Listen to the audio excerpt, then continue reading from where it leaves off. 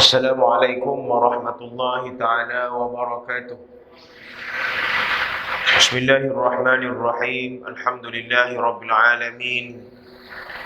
Wal aqibatu lil muttaqin wa la udwana illa 'alal zalimin. Asyhadu an la ilaha illallah wahdahu la syarika lah. Wa asyhadu anna Muhammadan 'abduhu wa rasuluh.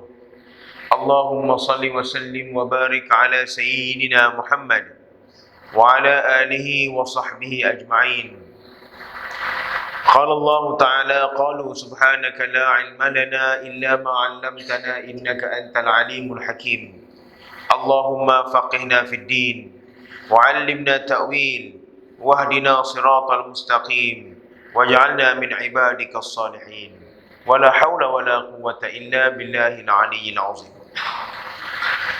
Al-Mukarram Al-Muhtaram Ashabul Fadilah, tuan-tuan imam, pegawai-pegawai syarak, pengusi dan suruh jawatan kuasa masjid, kepimpinan kampung dan masyarakat, tuan-tuan haji, puan-puan hajah, hadirin wal hadirat, muslimin wal muslimat, mudah-mudahan semuanya dirahmati Allah Subhanahu wa taala sekalian. Alhamdulillah, pertama-tamanya marilah sama-sama kita merafakkan puji syukur kepada Allah Subhanahu wa taala di atas nikmat limpah kurnia Allah mengizinkan pertemuan kita pada pagi ini dan dapat kita menyambung siri perkongsian ilmu kita. Mudah-mudahan apa yang akan kita kongsi pada pagi ini Allah Subhanahu wa taala kurniakan kebaikan dan manfaat kepada kita bersama insya-Allah.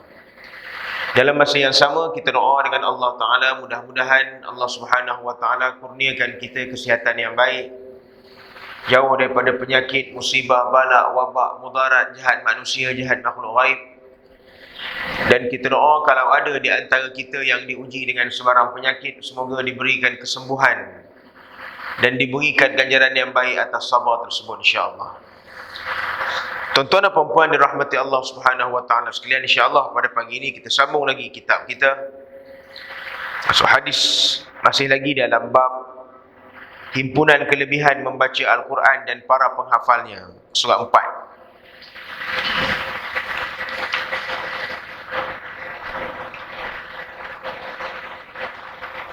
Kami turut meriwayatkan hadis daripada Abdullah bin Mas'ud radhiyallahu anhu dengan lafaz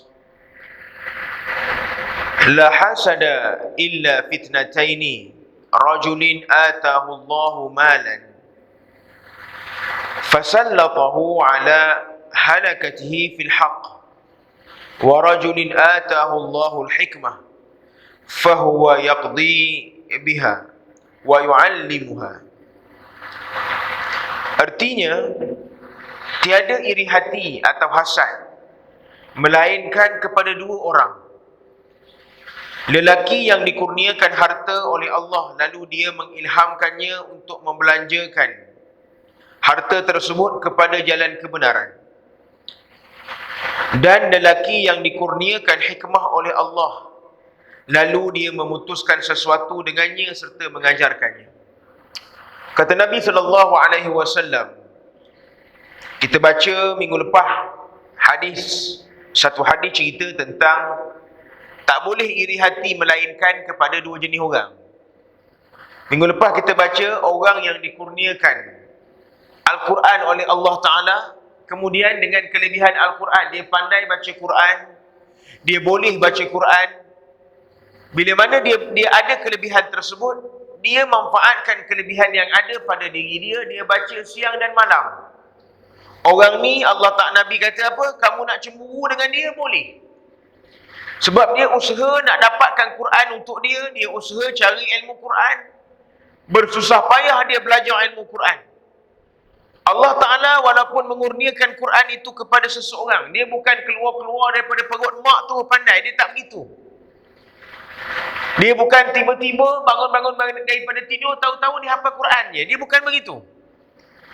Quran dia ada proses. Dia mesti ada cara bagaimana kita nak dapat Quran. Mesti melalui pembelajaran. Mesti cari mana-mana orang-orang yang boleh membimbing Al-Quran. Kemudian kita dah dibimbing, bimbingan itu mesti berterusan. Kerana hari ni kita dapat, belum tentu esok kita ingat lagi apa yang kita dapat. Kemudian dia mesti dilazimi bacaannya. Bacaan ni mesti selalu. Hari ni baca, esok baca, lusa baca, barulah Al-Quran itu boleh kekal dengan orang. Dia tak jadi tuan-tuan. Hari ni kita baca, dahlah kita baru belajar. Baca, lepas belajar, baca jarang-jarang, Quran itu dia akan hilang. Sebab itu dalam satu riwayat lain tuan-tuan, Nabi suruh kita tambat Quran ni. Al-Quran ini mesti ditambat. Ditambat dengan bacaan yang berulang. Kalau tidak ditambat Al-Quran ini, dia akan lari. Bagaimana kita melihat ramai orang yang ada pada hari ini? Mungkin termasuk diri kita. Satu ketika dahulu kita belajar Quran. Masa kita kecil dulu kita boleh baca Quran. Malah kita belajar dengan guru yang memang mengajar kita sampai kita pandai pun dulu. Tetapi sampai satu masa, meningkat usia belia, usia remaja, usia dewasa, mungkin kita sibuk dengan kerja. Mungkin kita ada kerja-kerja yang kita buat harian, menyebabkan kita teralpa dengan Quran ni. Tak baca. Tak baca. Marilah pada satu usia kita pencen. Bila kita pencen, kita nak mula baca Quran sebab kita dah mula rasa takut mati. Tak, dia dah mula rasa. Bila dah sampai pada satu usia dah pencen ni, takut mati lah. Bila mari usia takut mati, apa cara kita nak hilangkan takut mati kita tu? Kita melihat kurang amalan. Bila kata kurang amalan, kita mulalah mencari amalan-amalan. Amalan apa yang kita cari? Al-Quran kita cari, sembahyang kita cari dan sebagainya. Ketika itu, kita nak mulakan balik membaca Quran. Boleh jadi kita berada pada tahap yang rendah. Tergagap-gagap, tergayak-gayak. Sebab apa tuan-tuan? Al-Quran ini ditinggalkan. Sebab itu Nabi kata apa? Kalau nak cemburu, orang lelaki yang Allah Ta'ala beri dia kelebihan Quran. Bila dia dapat kelebihan itu, dia bersyukur dengan dia membaca Al-Quran siang dan malam. Yang kedua kata Nabi siapa? Minggu lepas kita baca kan? Lelaki yang dikurniakan kelebihan harta, kemudian dia membelanja, menginfakkan hartanya untuk jalan Allah siang dan malam. Allah Ta'ala beri dia kelebihan duit. Allah Ta'ala beri dia kelebihan harta. Kelebihan harta bukan semua orang dapat. Ada orang Allah Ta'ala beri dia kesempitan harta. Ada orang Allah Ta'ala beri dia ngam-ngam je harta dia. Ngam-ngam je. Tak ada lebih, tak ada kurang. Cukup-cukup untuk hidup harta dia. Tapi ada orang Allah Ta'ala beri dia kelebihan harta. Dia ada duit untuk makan hari ni, dan dia ada duit untuk makan hari esok dan seterusnya. Dia ada duit. Dia ada cukup duit. Walaupun begitu tuan-tuan, dia tak takut dengan kelebihan harta dia. Dia keluar banyak daripada harta yang dia ada itu pada jalan Allah Subhanahu Wa Taala. Orang ni, kalau kita jumpa orang begini, kita dapat tengok orang begini, kita cemburu orang begini, tak apa. Tak apa. Kerana kecemburuan kepada orang-orang yang baik begini digalakkan oleh agama. Tak? Kita tengok orang kaya, kita bukan cemburu tengok sedekah dia. Kita cemburu tengok apa dia pakai. Itu masalah dia. Jumpa orang kaya, orang yang banyak duit, kita bukan cemburu tengok bagaimana dia infak harta dia. Tapi kita cemburu tengok dia renovate rumah. Kata dah nak mati dah lepas renovate. Apa lagi haji ni nak renovate? Biar dia lah rumah dia. Dia nak cat warna baru ke? Dia nak buat pintu sampai 4, 5, 6 pintu keliling rumah ke? Punya pasal dia. Yang itu yang kita bahaskan. Tetapi dalam masa yang sama, sumbangan-sumbangan dia untuk agama, dia keluarkan dengan jumlah yang banyak. Itu kita tak cemburu pula. Jadi terbalik apa yang Allah Ta'ala suruh cemburu. Hari ni pula kata Nabi apa? Tiada hasad dengki melainkan kepada dua orang. Yang pertama apa? Lelaki yang dikurniakan harta oleh Allah Ta'ala. Lalu dia mengilhamkannya untuk membelanjakan harta itu jalan kebenaran. Sama juga macam hadis yang kita baca minggu lepas. Kata Nabi apa?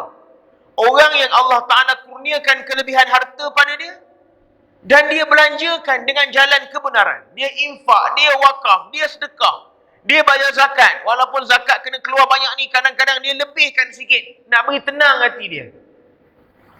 Dia tahu ada orang susah, dan dia tahu dia boleh bantu orang tu menghilangkan kesusahan. Dia bantu orang tu.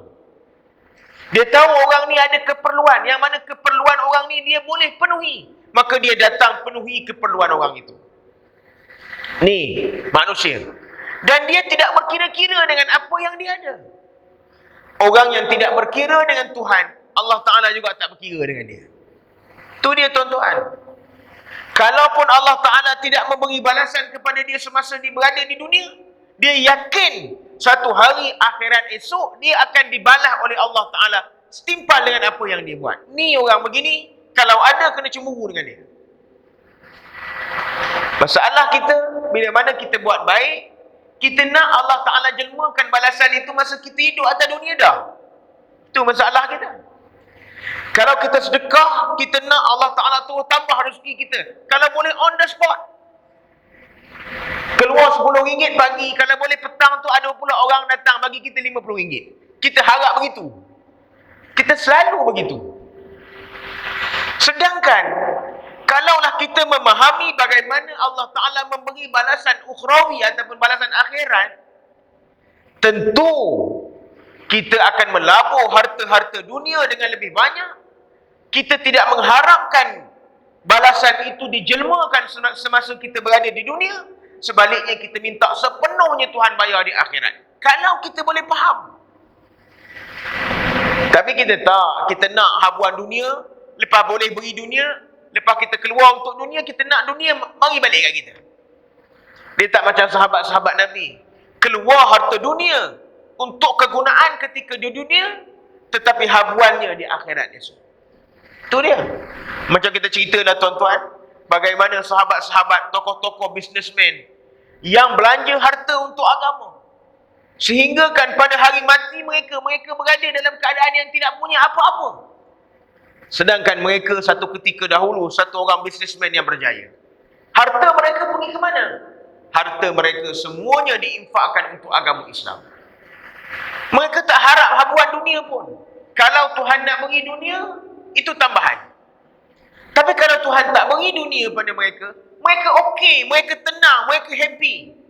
Kerana mereka meyakini bahawa Allah Ta'ala menyediakan balasan yang jauh lebih baik akhirat esok. Itu dia. Yang kedua, siapa lelaki ni tuan-tuan? Seorang lelaki yang dikurniakan hikmah oleh Allah Ta'ala. Allah Ta'ala kurniakan kepada dia hikmah. Hikmah dalam keilmuan dia. Hikmah dalam kepandaian dia. Allah Ta'ala beri dia ilmu-ilmu hikmah. Yang mana ilmu tersebut dimanfaatkan untuk diri dia. Dan dia ada kemampuan untuk kongsi dengan orang. Kata Nabi apa? Lalu dia memutuskan sesuatu dengannya. Dia ada ilmu yang dia ada. Allah Ta'ala beri dia ilmu. Dan dia hidup, menentukan urusan hidup dia dengan ilmu yang dia ada.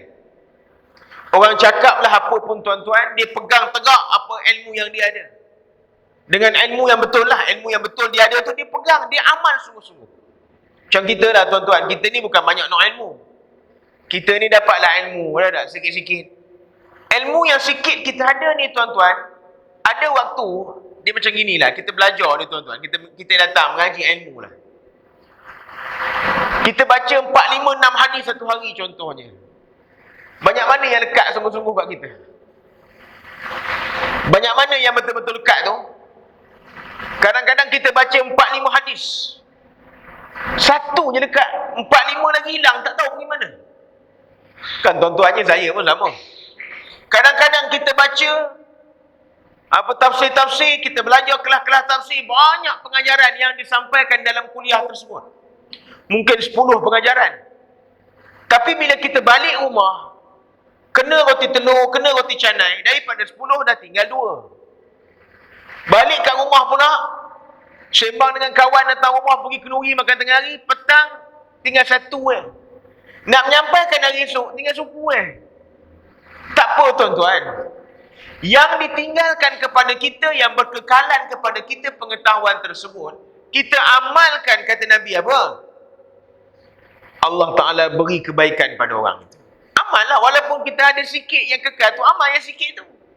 Masalah kita dapat banyak, satu pun tak amal, tak ada maknanya. Tak ada maknanya. Kemudian, bila dia dah dapat ilmu, dia beramal dengan ilmu, dia tak lokik dengan ilmu dia, dia kongsi dengan orang. Kongsi dengan orang. Sebab itu, dalam hadis Nabi kata apa? Man lam yu'minu billahi wal yaumil akhir falyaqul khairan, kata Nabi. Kalaulah kamu siapa yang beriman, benar-benar beriman kepada Allah dan hari akhirat, falyaqul khaira, cakap yang baik-baik. Apa benda baik yang dia nak cakap? Inilah. Dia datang kuliah ilmu, dia dapat satu dua perkara baik, balik dia tak simpan, dia terus cerita pada ahli keluarga dia yang tak mari hari ni. Dia dapat satu dua perkara ilmu, dia sampaikan pada adik-beradik dia, dia buat catatan ringkas, dia masuk dalam grup WhatsApp. Dia kata ini perkongsian kuliah subuh contohnya pada pagi ini. Dikongsi dengan orang. Bila mana dia berkongsi dengan orang, pengetahuan dia juga bertambah. Malah orang lain juga dapat manfaat daripada pengetahuan dia yang bertambah tadi. Kata Nabi apa? Kalau ada manusia begini, cemburulah dengan dia. Cemburulah dengan dia. Kerana Allah Ta'ala kurniakan kelebihan kepada dia. Maksud dia apa tuan-tuan cemburu ni? Bukan kita nak dia hilang ilmu ni. Bukan kita nak dia jadi miskin. Bukan. Kita minta kalaulah ada ruang pandangan daripada Allah Ta'ala untuk memberikan kita laluan dan ruang untuk kita jadi macam dia. Kita nak jadi macam dia. Kita nak jadi macam dia. Kita bukan nak jadi macam orang lain. Kita nak jadi macam dia. Kalau jadi orang kaya, kita nak jadi orang kaya macam dia. Kerana ramai orang kaya tak jadi baik dengan kekayaan dia. Kita nak Allah Ta'ala beri kita ilmu. Kita nak kita jadi baik dengan ilmu tu. Dan kita boleh memberi manfaat kepada orang dengan ilmu tersebut. Kita tak nak dapat ilmu dalam keadaan ilmu tak bermanfaat. Kita tak nak. Kita nak ilmu yang kita dapat bermanfaat. Sebab ilmu yang tidak bermanfaat itu akan ditanya semula oleh Allah Ta'ala. Kenapa kita tidak memanfaatkan ilmu tersebut? Sebab itu tuan-tuan, banyak kali kita cerita. Di antara perkara-perkara yang akan ditanya oleh Allah Subhanahu Wa Ta'ala pada hari kiamat. Ketika mana setiap orang dihisap amal baik buruk dia. Tuan-tuan pun akan ditanya. Seorang-seorang akan ditanya. Saya pun akan ditanya. Di antara soalan yang akan ditanya oleh Allah Ta'ala pada hari kiamat nanti apa? Aku tahu kamu telah ada ilmu semasa di dunia. Bagaimana kamu memanfaatkan ilmu tersebut? Bagaimana? Nak jawab apa tuan-tuan? Nak jawab apa? Kalau kita guna dengan kebaikan, tak apa. Kalau kita ada ilmu yang kita tak manfaatkan, Tuhan tanya kita, aku beri kamu ilmu, tapi kamu tak kongsi pun dengan orang. Aku beri kamu ilmu, kamu tak beramal pun untuk diri kamu dan keluarga kamu. Agak-agak nak jawab apa depan Tuhan? Maka, kita nak ilmu yang bermanfaat. Manfaat itu apa? Dia bukan hanya menambah pengetahuan, tetapi dia menjadikan kita orang yang jadi baik, beramal dengan cara yang baik dengan ilmu tersebut. Hadis yang berikutnya, Abdullah bin Mas'ud radhiyallahu anhu meriwayatkan dengan berkata, Rasulullah sallallahu alaihi wasallam bersabda, "Man qara'a harfan min kitabillahi ta'ala falahu bihi hasanatun wal hasanatu bi'ashri amsalha. La aqulu alif lam mim harfun walakin alifun harfun walamun harfun wa mimun harfun." Ini hadis yang popular yang selalu kita dengar. Kata Nabi SAW, maksud dia, sesiapa yang membaca satu huruf daripada kitab Allah Ta'ala, lalu dia beroleh satu kebaikan melaluinya dalam keadaan satu kebaikan sama seperti 10 kalinya. Aku tidak mengatakan alif lam mim itu satu huruf, tetapi alif satu huruf, lam satu huruf dan mim satu huruf. Ini hadis yang selalu kita dengar tuan-tuan. Selalu sangat kita dengar. Bukan saja orang pertama yang menyampaikan ayat ni pada tuan-tuan. Tuan-tuan dah dengar mungkin dah ratus-ratus kali dah. Puluh-puluh kali dah dengar. Tuan-tuan, Allah Subhanahu Wa Ta'ala menurunkan Al-Quran melalui Nabi. Kemudian ada tuntutan daripada Nabi untuk membaca dia. Allah Ta'ala menuntut kita membaca Quran. Nabi juga menyebut dalam hadis Nabi tentang tuntutan membaca Quran. Dia tak sekadar tuntutan. Dia Allah Ta'ala selitkan dengan galakan. Nabi SAW tambah booster. untuk menggalakkan kita membaca Quran. Supaya apa tuan-tuan? Supaya kita jadi minat, jadi excited, jadi shock, jadi semangat nak baca Quran. Contohlah macam kita dekat Malaysia lah, dekat dunia lah kita ni tuan-tuan. Kita buat mesyuarat. Kita buat mesyuarat lah. Ataupun kita buat satu program. Macam mana cara kita nak tarik orang ramai supaya minat datang program kita tuan-tuan? Bagaimana cara dia? Yang paling popular sekali, cabutan bertuah lah. Cabutan bertuah. Sebagaimana yang kita tengok kalau mesyuarat agung, orang tak minat nak datang. Orang tak suka. Mesyuarat ni orang tak suka pasal kena dengar. Orang tak minat dengar-dengar ni tuan-tuan. Benda dengar-dengar ni orang tak minat. Kalau nak dengar pun, kalau minat pun dia tunggu pemilihan ni. Kalau tak ada pemilihan, tak datang. Jadi macam mana kita nak tarik orang supaya minat datang? Cabutan bertuah lah. Hamper lah, apalah tak. Makin besar cabutan bertuah itu, makin ramai orang datang. Kalau dia buat mesyuarat agung, bagi hadiah kereta. Kereta baru sebiji. Ramai tak tahu orang kampung datang. Kita kata yang terbaring pun, upah orang usung lah datang. Yang terbaring pun, dengar cabutan bertuah, bagi kereta. Ada. Contohnya, X90, X90. Dia kata tinggal daftar nama je. Datang, kalau nama terpilih, dia kata kita bagi kereta sebiji. Agak-agak tuan-tuan, orang yang terbaring kat hospital pun minta discharge kat doktor. Dia masuk hospital, dia kata doktor boleh balik tak barang 3-4 jam. Ini pasal kampung buat mesyuarat ni bagi cabutan bertuah X90 lah. Sekali dia datang tuan-tuan, dia tinggal kat hospital, nama dia naik, dia dapat. Tak balik dah ke hospital balik. Pakai ambil kereta tu kat rumah je, tak tunggu dah ke hospital. Apa tuan-tuan nak sebut? Manusia ni dia akan ditarik-tarik dengan ganjaran ataupun habuan. Allah Ta'ala tahu. Nabi pun tahu. Perangai manusia, kita memang tertarik dengan habuan. Kita memang tertarik dengan balasan. Kita tertarik. Tertarik kan? Kita pun tuan-tuan, tak boleh nak cakap apa lah dalam bab itu. Memang itu fitrah manusia. Fitrah manusia. Contohlah kita sebut. Tuan-tuan nak ambil menantu, nak pilih menantu. Tuan-tuan nak pilih menantu yang macam mana? Tentulah kita kata menantu lelaki yang kita nak pilih ini, yang kita nak jadikan suami anak perempuan kita ni, tentulah kita lihat apa? Harta dia kena tengok juga. Kerja apa? Kalau kita tanya dia, awak kerja apa? Saya ni tak kerja, kata, tak cari kerja ke? Saya tunggu kerja datang, kata dia. Tuan-tuan agak-agak tuan-tuan ambil tak buat menantu. Kita kata sebelum aku datang yang penyapu, baik kau balik dulu. Ada orang begitu, kita mesti lihat. Sebab itu agama kata apa? Nikahlah, dia kata apa? Kahwinlah dengan mana-mana perempuan dengan asas-asas perkara yang boleh dijadikan asas apa? Wali jamaliha, cantik dia. Betul? Wali ni apa ni, keturunan dia. Kemudian boleh juga dia lihat apa lagi? Dia boleh juga melihat harta dia. Keturunan dia, harta dia. Dan dia tengok apa? Agama dia. Dan dalam hadis tu Nabi kata apa? Kalau kamu pilih agama, maka itulah yang terbaik. Nak sebut apa tuan-tuan? Kenapa Nabi letak harta itu menjadi ukuran? Kerana memang manusia memerlukan kepada perkara itu. Perkara itu menarik-narik. Balasan, daya sudut keduniaan perlu.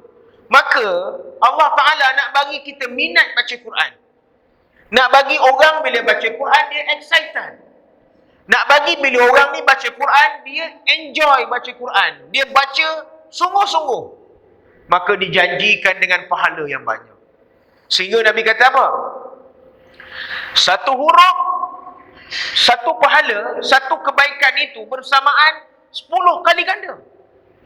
Bukan satu huruf, satu kebaikan sama dengan 1 kali ganda, no, 10 kali ganda. Dan kata Nabi apa? Tidaklah aku mengatakan alif, lam, mim itu 1 huruf. Tetapi alif 1 huruf, lam 1 huruf, mim 1 huruf. Jangan cerita alif, lam, mim.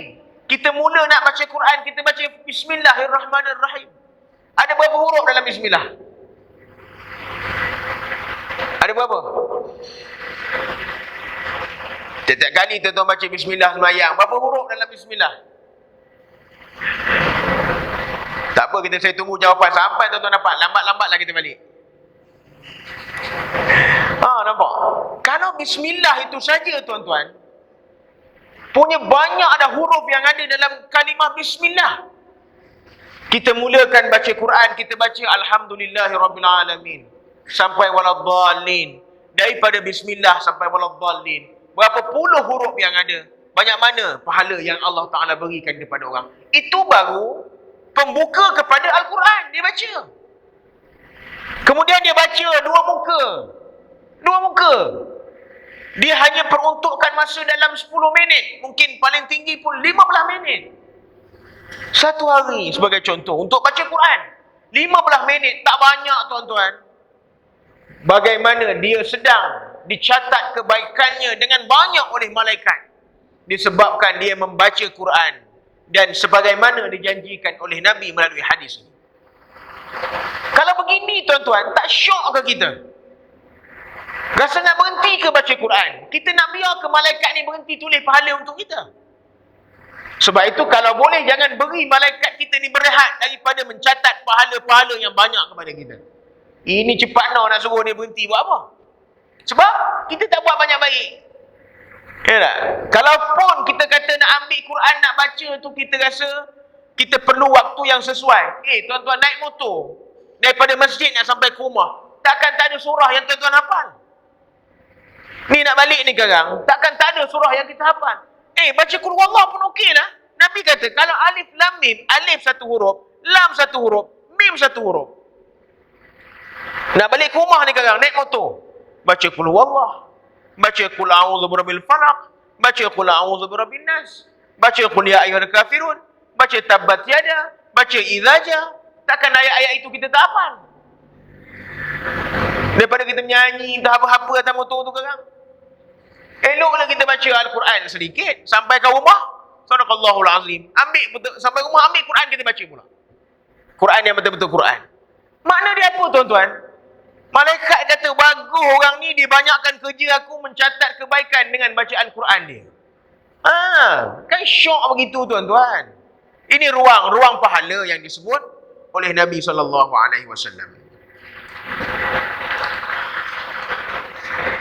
Abu Sa'id Al-Khudri, satu lagi hadis. Abu Sa'id Al-Khudri radhiyallahu an meriwayatkan daripada Nabi SAW. Baginda bersabda, Yaqulu Rabbu subhanahu wa ta'ala, Man syaghalahu al-Quran wa dhikri am mas'alati a'taitahu afdala ma'utis sa'ilin wa fadlu kalamillahi subhanahu wa ta'ala sa'iril kalam ka fadlillahi ta'ala ala khalqih. Artinya Allah subhanahu wa ta'ala berfirman, hadis kursi ini tuan-tuan, hadis kursi. Siapa yang disibukkan oleh Al-Quran dan mengingatiku berbanding meminta kepadaku, aku akan berikan kepadanya sesuatu yang terbaik yang aku berikan kepada orang yang meminta. Kelebihan kalamullah Ta'ala ke atas semua kalam-kalam adalah ibarat kelebihan Allah Ta'ala ke atas semua ciptaannya. Kata Nabi apa? Siapa yang Allah Ta'ala sibukkan dia dengan Quran, dia sibuk dengan Quran, makna dia apa? Dia suka baca Quran, masa dia baca Quran. Dia tak jumpa kat mana khatamnya Quran itu. Kerana pada dia, khatam Quran bila? Bila khatam Quran? Mati je baru khatam. Selagi mana dia hidup, habis je mazhab ulang balik. Dia tak khatam. Dia tak khatam. Kerana pada dia tak ada istilah khatam Quran ni. Melainkan bila habis, ulang balik. Habis, ulang balik. Habis, ulang balik. Ya tak? Dia bukan macam kita. Baca dalam jarang-jarang. Sekali bila khatam, menyembelih kambing. Lepas tu berhenti setahun. Setahun depan pula jumpa. Dia bukan macam gitu. Dia tak ada istilah khatam pada dia. Dia kata apa? Mati baru khatam. Bila dia dah tak boleh baca Quran, orang pula bawa Quran mari duduk tepi telinga dia. Masa tu barulah dia kata, inilah majlis khatam Quran untuk aku. Ni ada orang begitu. Oh, kita tuan-tuan tak ada. Kita tak ada begitu. Dia faham begitu. Kata Nabi apa? Allah Ta'ala kata apa? Kalau sesiapa yang disibukkan oleh Al-Quran dan mengingati aku. Dia sibuk ingat Allah, dia baca Quran, dia ingat Allah. Dia baca Quran, dia tengok makna, dia takut Tuhan. Dia baca Quran, dia ambil pengajaran dan perintah yang ada dalam ayat Quran itu, dia amalkan. Kerana dia takut Allah Ta'ala. Daripada dia meminta-minta kepada Allah. Dia banyak beramal daripada meminta. Lalu kata Allah Ta'ala kata apa? Aku janji, kata Allah, aku berikan yang terbaik kepada dia daripada orang-orang yang meminta itu. Makna dia apa, tuan-tuan? Orang lain yang banyak-banyak atas dunia ni yang minta-minta, Tuhan tengok apa permintaan terbaik yang ada pada orang itu, Allah Ta'ala berikan kepada dia, sedangkan dia tak minta pun.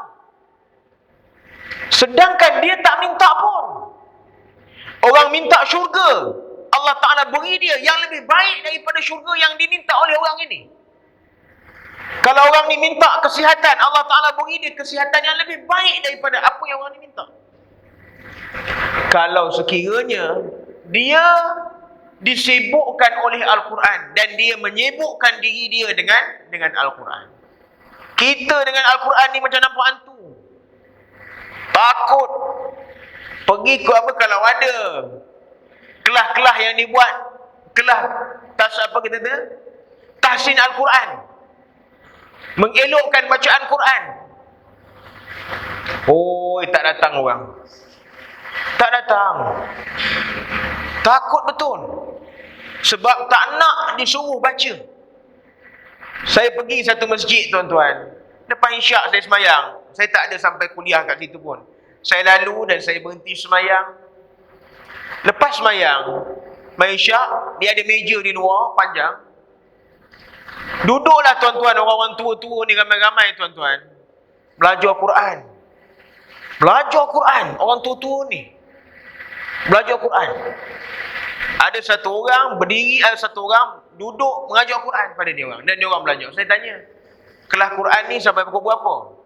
Dia kata dalam 10.30 kami balik dah. Saya kata tiap-tiap hari ke? Tiap-tiap hari.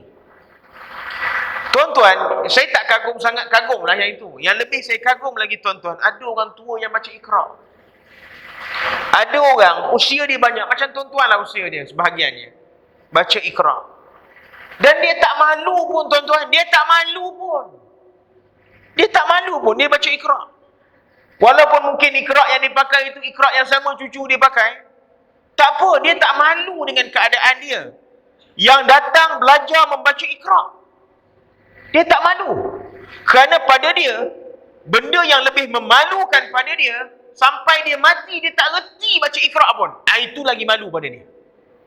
Dia tak malu pun dengan kita manusia ini, sebab manusia ni kalau malu dengan dia pun, manusia tak boleh beri apa-apa kat dia. Dia tahu manusia ni tak boleh beri apa-apa. Manusia tak boleh beri pahala pada dia. Manusia tak boleh beri ganjaran syurga pada dia. Manusia tak boleh janjikan keselamatan akhirat dia. Dan manusia juga tak boleh nak menjanjikan keburukan akhirat. Dia kata manusia ni tak boleh nak baling di dalam api neraka.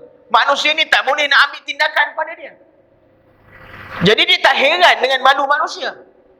Kerana dia kata apa? Allah Ta'ala. Dia kata yang boleh ambil tindakan pada aku, Allah Ta'ala lah yang boleh menyelamatkan aku daripada neraka. Allah Ta'ala lah juga yang boleh mengangkat dia dan mencampak humban dalam api neraka. Dia malu itu depan Tuhan. Dia baca Quran. Walaupun yang dia baca itu Iqra, A, I, U, Ba, Bi, Bu, tak kisahlah. Kerana dia tahu. Malu yang lebih besar adalah dia menghadap Tuhan dalam keadaan mulut dia tak boleh baca Quran. Sedangkan banyak mana bacaan-bacaan lain yang dia dah baca dan dia boleh baca atas dunia, tuan-tuan. Kita tak ada, kita malu.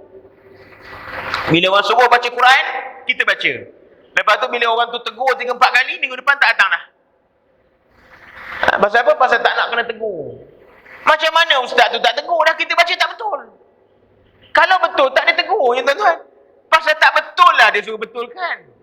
Masalah kita, bila kita ditegur, kita malu dengan kawan-kawan. Padahal kawan-kawan tu sama lebih kurang kita, ya. Apa nak malu, tuan-tuan? Kemudian Allah Subhanahu Wa Taala menyebut, dia kata apa?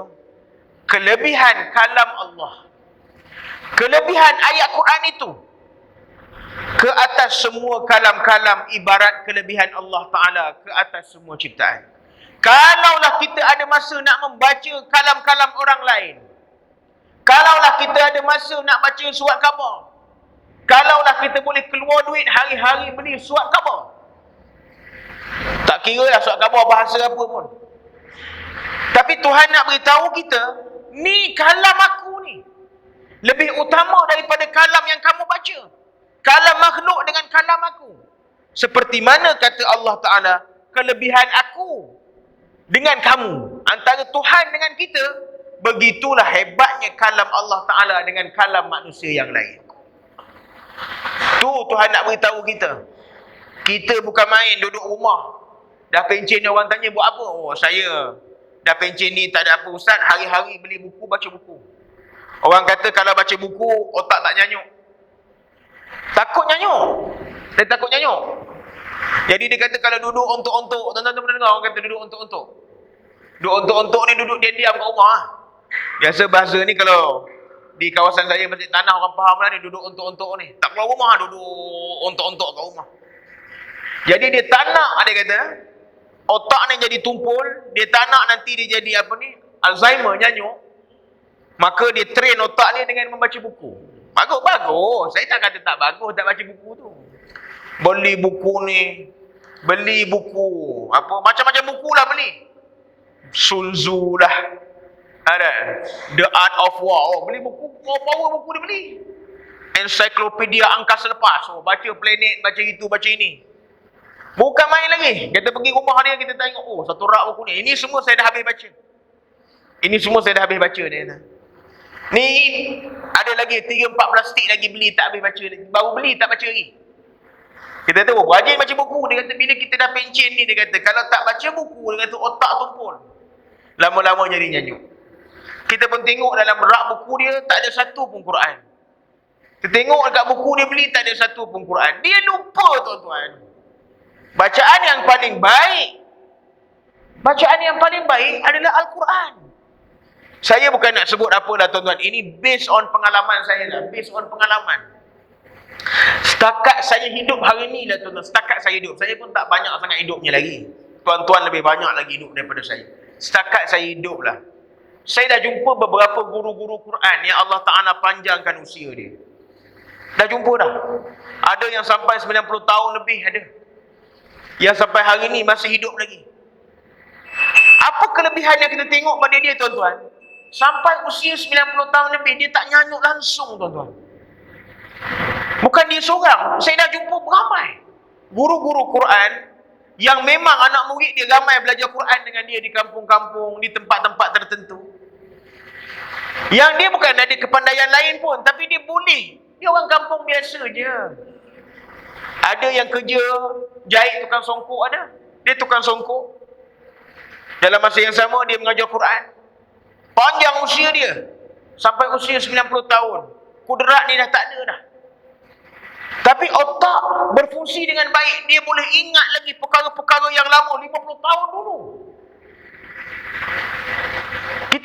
Kita tak tahu apa kelebihan dia.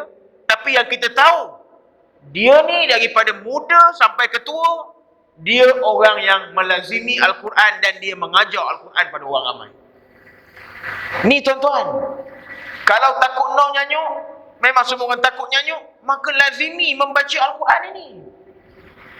Sebab apa? Baca Al-Quran ini memang melatih otak untuk jadi lebih baik. Iyalah, nak baca Quran, mana ada bacaan yang kita baca perlu ada dengung, mana ada?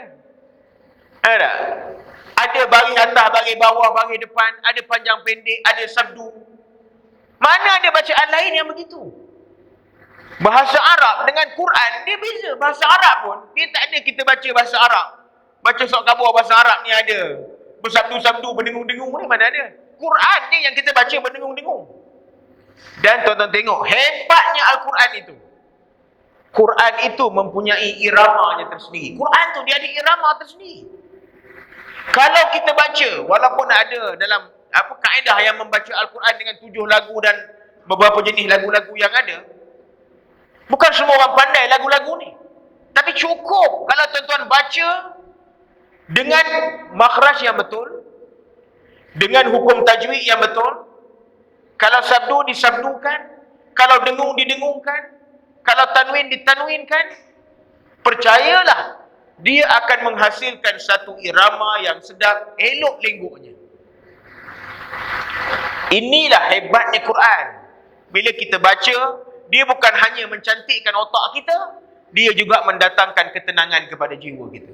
Mana ada bacaan yang orang baca dapat pahala? Mana ada bacaan yang dia tengok pun dapat pahala? Mana ada satu bacaan yang dia dengar orang baca, dia dapat pahala? Mana ada, tuan-tuan? Quran saja. Dia tak baca Quran, tapi dia suka dengar orang baca Quran. Dia dengar tu Tuhan bagi dia pahala. Dengar Quran tu boleh pahala. Orang yang tengok mushaf Quran, dia tengok Quran boleh pahala. Janganlah pula balik ni tuan-tuan ambil Quran pas tengok baik pahala gitu, tak jadilah. Ada dia baca selok sampai habis, alhamdulillah habis khatam dia. Cepat nak khatam tengok Quran dia. Bukanlah begitu makna dia. Maksud dia apa nak cerita? Tengok ayat Quran ni pun boleh pahala dah, tuan-tuan. Kalaulah dengar Quran dapat pahala, tengok Quran dapat pahala, agak-agak baca Quran.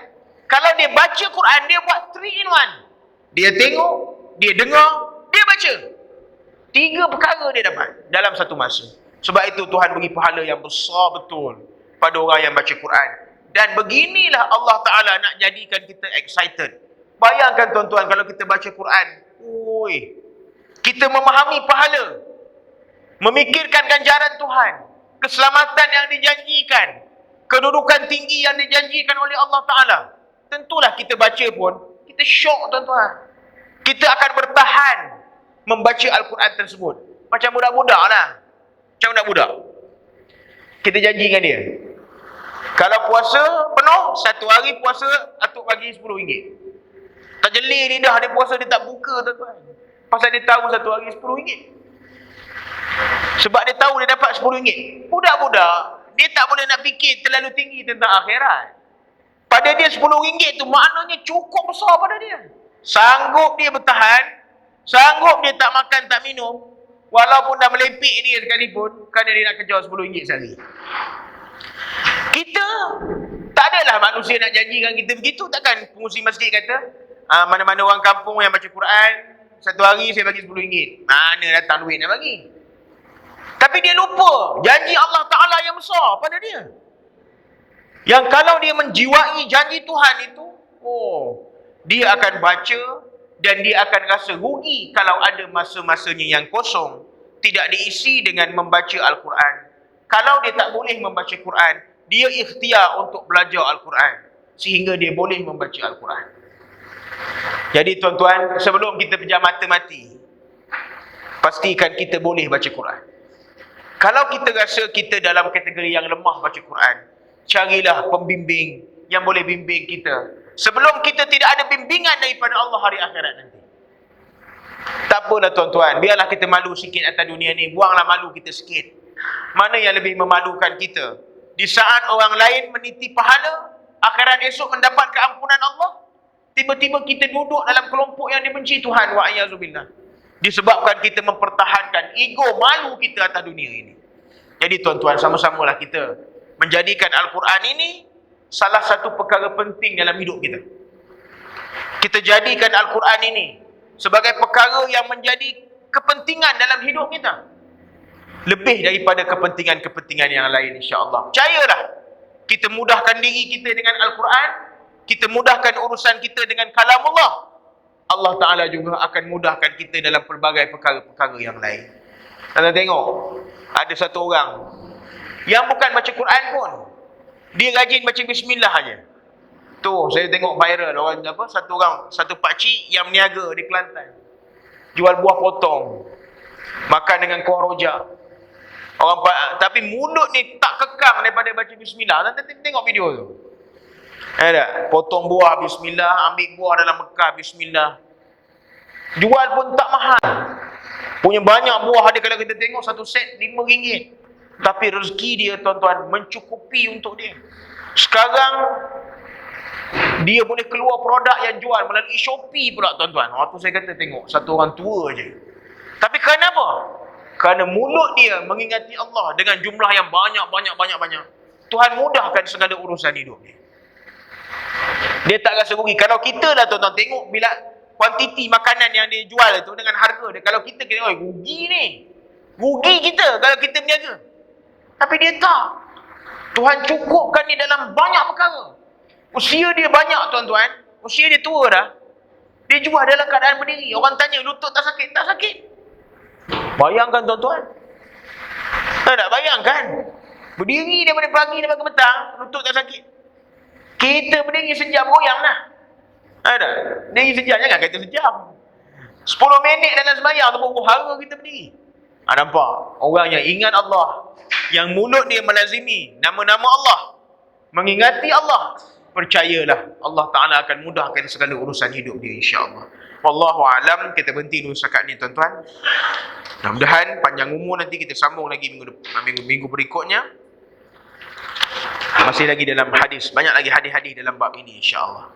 Wallahu alam. Yang baik semuanya daripada Allah. Yang tidak baik itu kelemahan, kejahilan, kedhaifan diri saya sendiri. Aqulu qawli hadza wa nastaghfirullahal azim li wa lakum. A'udzubillahi minasyaitonir rajim. Bismillahirrahmanirrahim. Alhamdulillahirabbil alamin wassalatu wassalamu ala asyrafil anbiya'i wal mursalin sayyidina Muhammadin wa ala alihi wa sahbihi ajmain. Allahumma anfa'na bima 'allamtana wa 'allimna ma yanfa'una wa zidna 'ilma. Allahumma ij'al jam'ana jam'an marhuma wa tafarruqana min ba'dihi tafarruqan ma'suma. ولا تجعل فينا ولا معنا ولا من يتبعنا شقيا ولا محروما ولا مطرودا. اللهم ربنا آتنا في الدنيا حسنة وفي الآخرة حسنة وقنا عذاب النار. صلى الله على سيدنا محمد وعلى آله وصحبه وسلم والحمد لله رب العالمين. تقبل الله منا ومنكم وبالله التوفيق والهداية. السلام عليكم ورحمة الله.